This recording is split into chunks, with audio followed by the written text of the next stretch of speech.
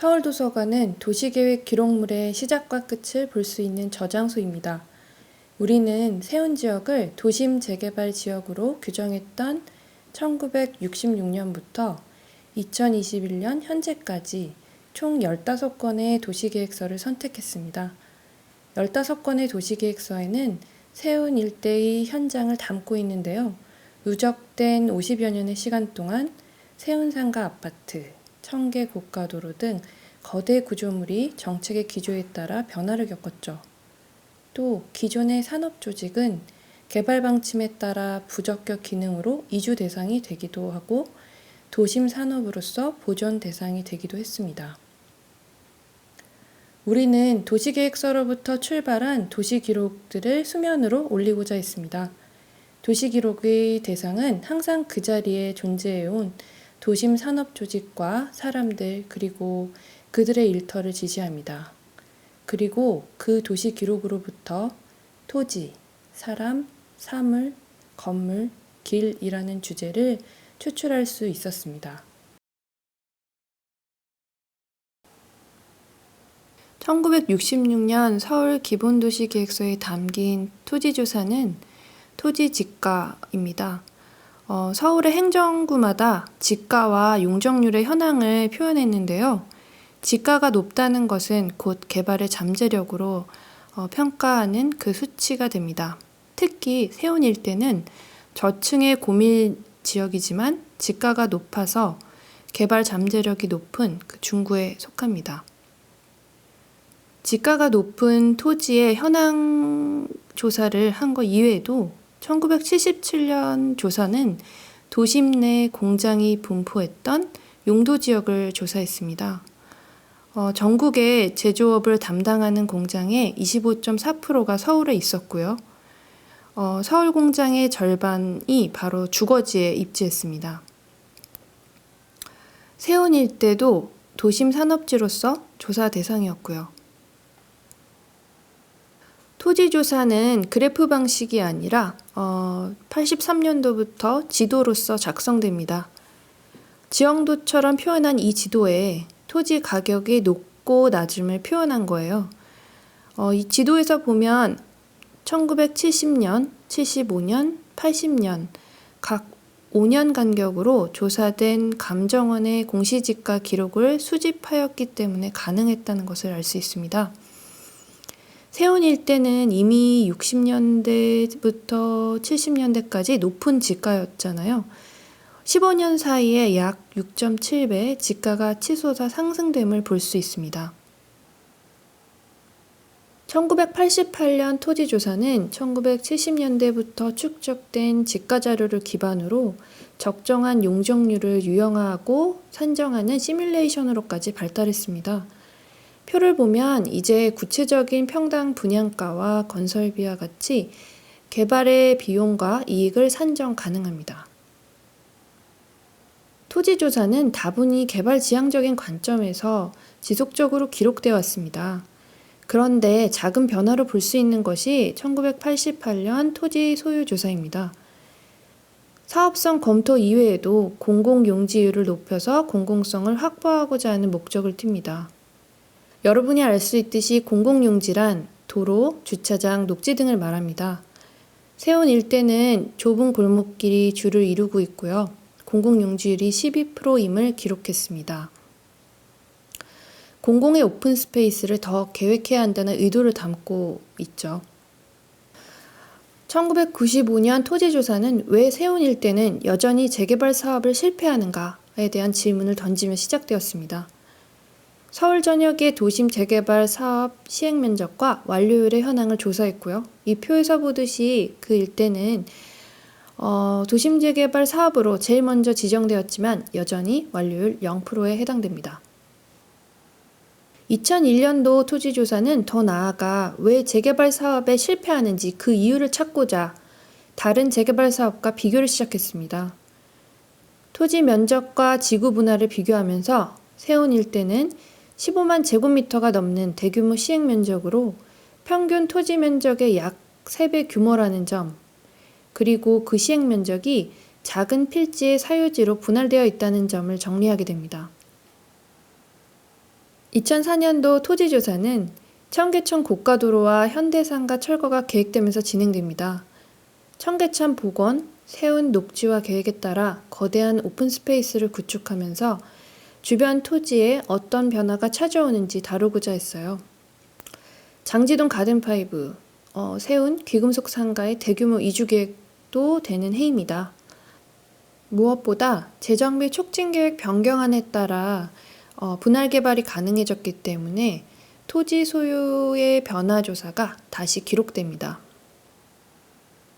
2009년 토지조사도 2004년 토지 소유조사와 연장선상에서 볼 수 있는데요. 세운상가를 철거하는 재개발 사업을 염두에 두었죠. 그래서 조사의 범위가 더 넓어진 것을 볼 수 있습니다. 세운상가 아파트를 도시환경정비사업 부지로 전면 철거 개발하면 기반시설 부지와 공개 공지를 조달받아서 도심부의 녹지축을 복원할 수 있다는 구성이었고요. 이처럼 토지는 늘 도시계획에서 개발 지향적인 관점을 대변해주는 조사 주제였습니다. 1966년에는 도심지 인구 재분산을 목적으로 인구 밀도와 교통량을 조사했습니다. 세운 일대는 주거지에 영세 공장들이 밀집되어 있어서 그 인구 밀도가 매우 높고 교통량이 많다고 말하죠. 인구 밀도에 대한 조사는 1979년에도 이어집니다. 지역별로 인구 증감 추세를 보면요. 세운 일대뿐 아니라 그 을지로 일대까지 도심 산업체가 밀집되어 있고 인구가 급격히 감소하는 도심 공동화 지역으로 평가됩니다. 이처럼 인구는 국가에서 조사하고 관리하는 대상으로 사람을 추상화해서 다룹니다. 그러나 1983년 사람에 대한 조사는 더 이상 숫자로 추상화된 데이터가 아닌 도시를 걸어다니는 사람을 조사하기 시작했습니다. 이 지도는 세종로에서부터 세운상가 사이의 도심의 보행 궤적에 대한 조사고요. 세운상가의 남북간에도 보행량이 상당해서 그 보행에 연속성을 갖는다는 사실을 강조합니다. 1986년부터 사람에 대한 조사는 도시민에서 더 구체적으로 지역에 거주하는 사람으로 대상이 좁혀집니다.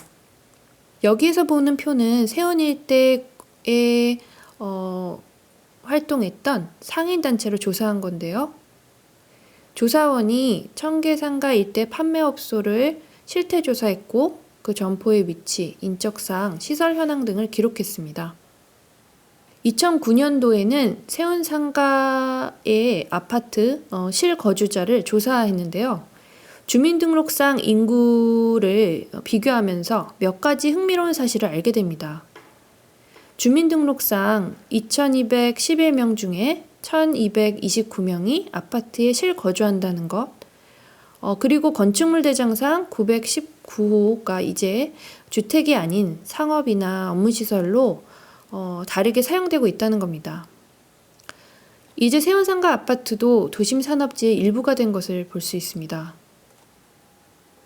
2015년은 세운 일대의 업종별 제조업 종사자 수를 조사했는데요. 그 결과 5인 이하 영세 제조업이 밀집해서 종묘 주변엔 귀금속 산업이, 세운상가와 청계천 부근에는 기계금속 산업이 밀집돼 있고요. 제조업 종사자의 수를 표기한 버블의 크기를 살펴보면요. 종이, 인쇄산업이 세운상가와 태교로 주변을 넘어 필동까지 확장되는 것을 볼 수 있습니다. 2020년은 통계청 사업체 조사 데이터를 기반으로 한 달간 세운 일대의 제조, 도소매, 인쇄, 신규 유입 업종 종사자라든지 예술인, 부동산 중개인, 토지주를 인터뷰한 조사가 진행됐습니다. 여기서 흥미로운 건 도심정비 사업에 있어서 의견을 묻고자 한 대상이 이젠 더 이상 토지 소유자만이 아닌 것을 볼 수 있죠. 현재 지역에서 활동하는 제조업 종사자의 의견을 수집하고 그들이 어떻게 도시 변화에 개입할 것인지 의견을 묻기도 한다는 것입니다. 한 예로 보면 제조업 종사자가 물리적 환경을 개선할 수 있다면 보행 접근성, 기반 시설, 사업 면적을 확정할 것을 선호한다는 것을 볼 수 있죠. 탑다운 방식의 도심 정비 사업과 달리 이 지역이 좀 더 제도적인 지원을 받고 자율적 정비를 할 수 있다는 희망을 갖고 있다는 것을 볼 수 있네요. 1977년 건물조사는 도심지의 주요 용도 시설이라 여겼던 시장과 점포에 대한 것인데요. 세운 일대가 속한 종구를 한번 예로 볼까요? 서울에 있는 시장 중에 19개가 서울에 있는 점포 중에 11,000개가 모여 있다고 그래프로 표현되어 있네요. 1983년 건물조사부터는 지도가 등장합니다. 도심지 건물에 그 층별로 입주하는 업체들이 전수조사되었고요. 지도에 1층, 2층, 3층 각 층별로 용도가 표기되어 있는 것을 볼 수 있습니다. 법례를 보면 기계 부품이란 용어가 보이는데요. 도심지에 특이하게 존재하는 기능으로 기계, 가구, 또 부품 판매 및 수리 기능을 짚고 있습니다. 법례를 확대해 볼게요. 여기 기계 부품이라는 표시가 보이시죠? 이 용도가 전체 용도의 10.4%로 비교적 높은 비율을 나타내고 있습니다. 특이한 그 건물 용도라고 했던 기계, 가구, 부품 판매 및 수리 기능이 밀집된 곳은 바로 세운 일대 그 을지로 3가에서 4가, 청계 3, 4가 지역입니다. 1986년 건물조사부터 건물의 노후도가 중요하게 조사됩니다. 노후도란 건물의 낡음에 대한 정도로 구조라든지 연한, 층수, 지하 공간의 유무로 평가하고 있습니다. 88년에도 지속되었던 노후도 조사를 한번 볼까요? 세운 일대는 건축물 대장상 기록을 지도화해 본 결과 한 20년 이상 된 건물이 총 83.3%에 해당됩니다. 구조조사도 노후도 조사의 한 세트잖아요. 이 지도를 보면 세운 일대 건물 중 목조가 72.2%를 차지합니다. 2001년 도시계획서는 전반적인 재개발 사업의 모니터링이 진행된 해라고 이야기했습니다. 건물조사도 모니터링 성격으로 노후도 조사를 이어가기보다 해당 대지의 건축 허가사항을 조사했어요. 세운 일대 지도를 한번 볼까요? 요 표기된 점의 밀도를 보면요. 80년대부터 도심재개발 구역으로 지정된 이후에 공식적으로 진행된 개별적인 건축 행위가 거의 없는 것을 알 수 있습니다. 2004년도 건물조사는 다시 건물의 노후도 조사를 이어갑니다. 청계천 복원이 세운 일대 내블럭에 어떠한 영향을 주는지 살펴보고자 했고요. 2001년도 조사와 마찬가지로 사유지상의 공식적인 신축 변화는 없는 걸 볼 수 있죠. 여전히 지역 내에 오래된 건물을 사용하고 비공식적으로 고치고 수리하는 활동이 주를 이루고 있습니다. 2009년에는 세운상가 전면 철거를 계획하면서 세운상가를 건물 노후도 조사에 그 대상으로 포함했습니다.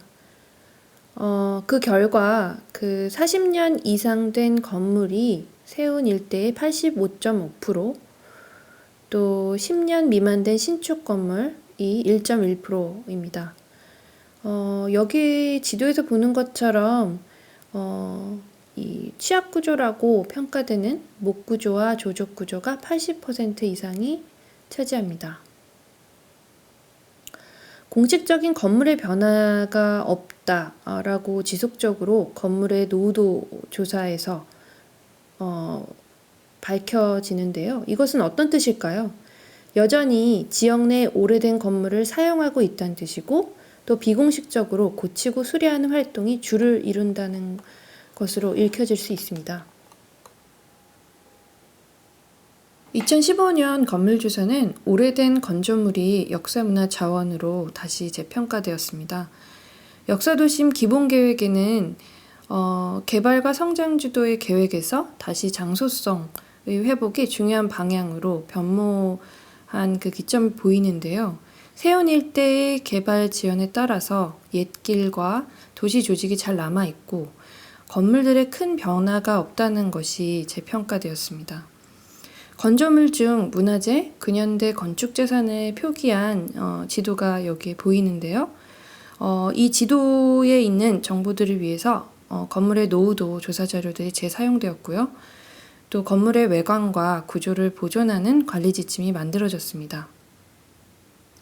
세운 일대 역사문화 자원으로 선정된 건조물은 국수장 아파트, 대진정밀, 을지로 하나은행, 또 극동극장, 그리고 세운상가가 있죠. 사물에 대한 조사는 1978년 도심 부적격 상업기능의 재배치 계획을 위해 진행됐습니다. 을지로 삼각관 6,741개의 점포를 조사했고 그 대상에 세운 일대의 산림지구 그리고 인현지구가 포함되었고요. 여기 확대한 지도를 볼까요? 세운 일대의 산림지구에 대한 지도인데요. 비금이 표시되어 있습니다. 이 지역엔 지업, 기계공구, 인쇄, 목공예, 원자재, 화공약품, 건재, 가구산업체가 밀집된 곳을 말합니다. 지도와 함께 또 다른 기록은 조사 분석표입니다. 이 표를 보면 산림지구의 218개의 점포는 기계공구, 원자재, 건재 순으로 분포하네요.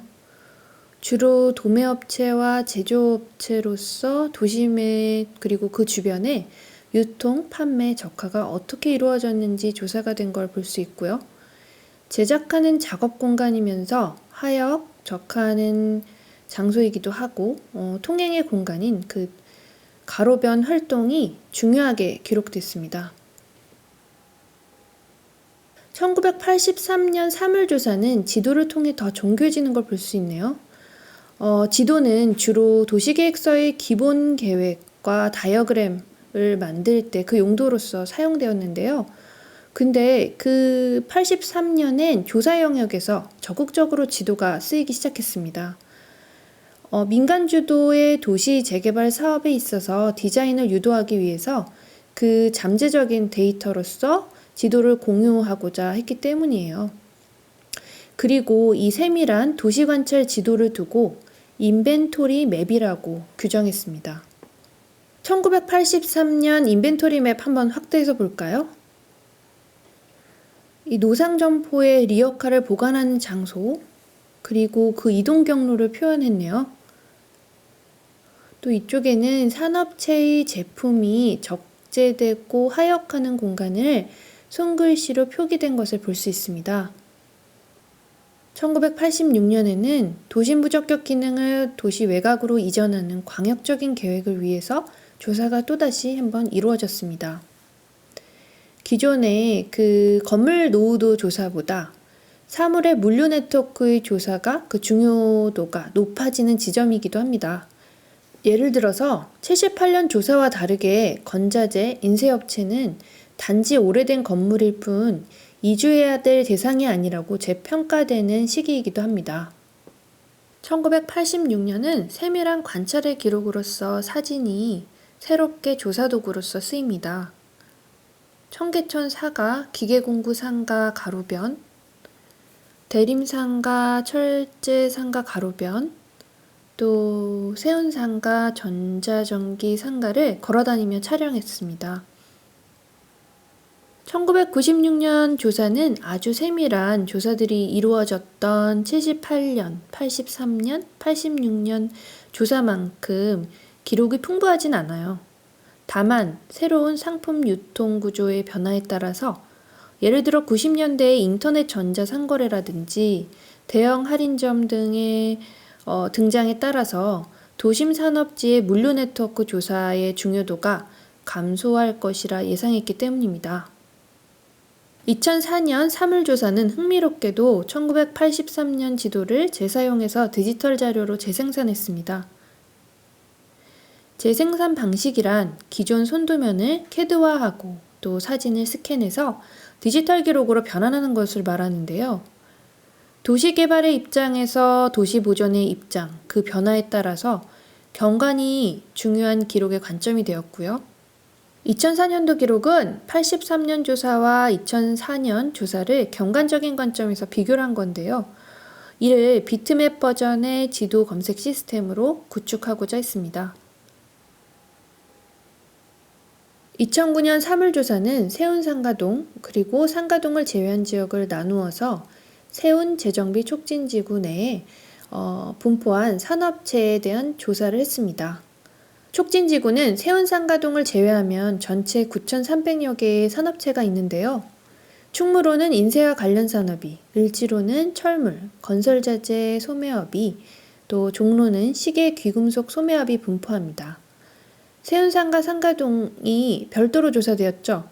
세운, 청계, 대림상가는 사무용 기기 그리고 컴퓨터 관련 소매업이, 삼풍상가는 업무용 오피스, 금융, 보험이, 신성상가는 인쇄, 진양상가는 화해 관련 산업이 주를 이룹니다.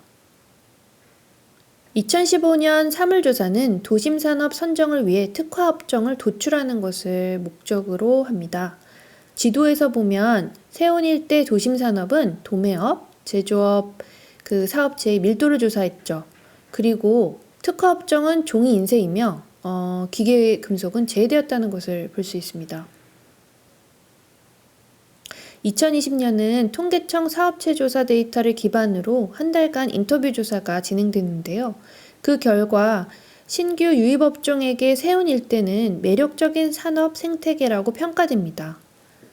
상승하는 임대료와 노후화는 환경이라도 공동개발 또 시제품 제작에 참여할 수 있다는 것이 중요한 이유가 됩니다.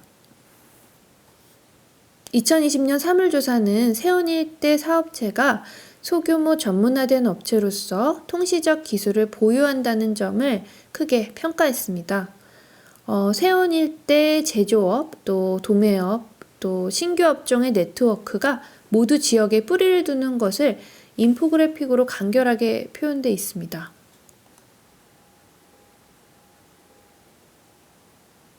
길에 대한 기록의 관점이 크게 변한 것은 1983년 조사입니다. 도시민의 환경을 고려한 디자인을 유도한다는 계획서의 목적에 따라서 보행자뿐 아니라 보행로도 중요하게 조사되었습니다. 1988년은 지가와 용적률에 따른 사업성을 검토하고 시뮬레이션을 돌리면서 한편으로는 공공성을 확보하고자 그 조사 기록을 남겼던 해였잖아요. 길에 대한 조사 역시 가로율을 조사합니다. 세운 일대 가로율은 평균 11.0%로 일반 상업지역 내 가로율 20% 수준에 비해 매우 낮죠.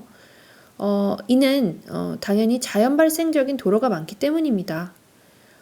그렇기 때문에 다르게 말하면 길이 주차나 하역, 점포의 작업 공간으로서 그 역할을 동시에 수행하고 있고요. 세운 일대를 걸어다니면 이 자연 발생적인 좁고 내부인만 아는 미로와 같은 길들을 마주하게 됩니다. 시대마다 도시의 외부 공간 환경으로 이를 중요하게 다루기도 했고, 계획되지 않았다는 이유로 그 비율을 산정하고 또 오픈 스페이스를 넓히는 계획의 대상이 되기도 했습니다. 2015년 길에 대한 기록은 도시공간으로서 길에 담긴 공동의 기억이 있다는 생각에서 출발합니다. 현재 우리가 걷는 길의 지도 말고도 여러 층의 옛 지도를 디지털 기록으로 재생산하고자 했어요. 자, 역사도심의 역사성과 정체성이 옛길과 가로 구조를 통해서 형성된다는 생각에서 비롯됐다는 것을 알 수 있고요.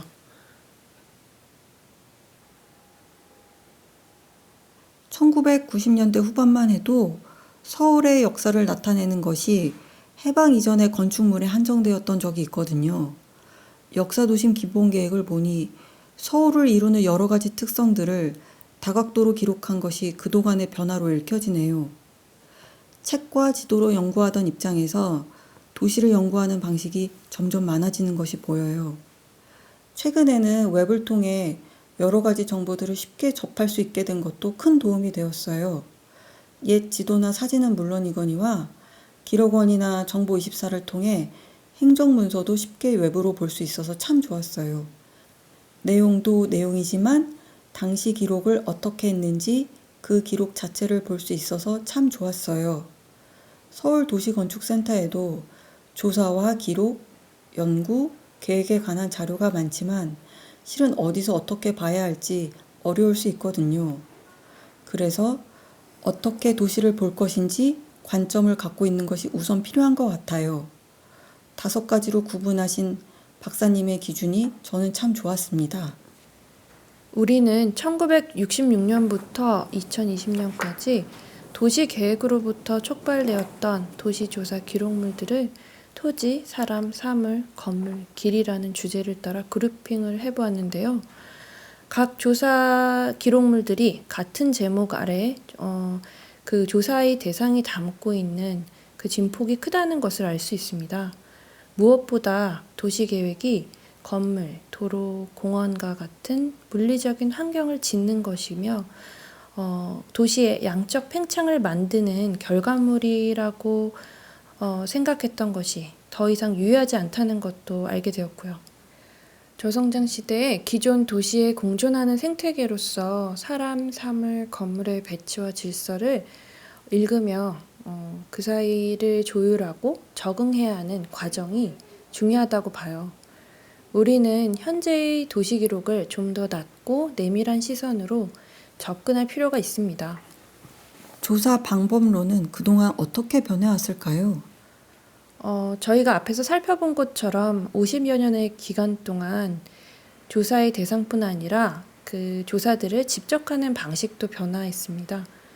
도시계획가, 행정가, 연구자들의 특권적인 분야에서 전유되는 것이 아니라 모두의 자료로 공간 정보가 제공되고 있고요. 1983년 인벤토리 맵은 그 변화에 중요한 역할을 했다고 봅니다. 또한 2000년대 이후에 도시조사 기록물들의 또 다른 변화는 디지털 기록으로 재생산된다는 건데요. 정보의 재생산 시대에 우리는 연구자로서 어떤 자세를 취해야 할까요? 기록의 구축물들을 생산하는 자가 될 것인지 아니면 그 기록의 구축물들을 통해서 도시 계획이 아닌 현장의 기록물을 누적하고 연결하는 기록의 수리자가 돼보는 건 어떨까요?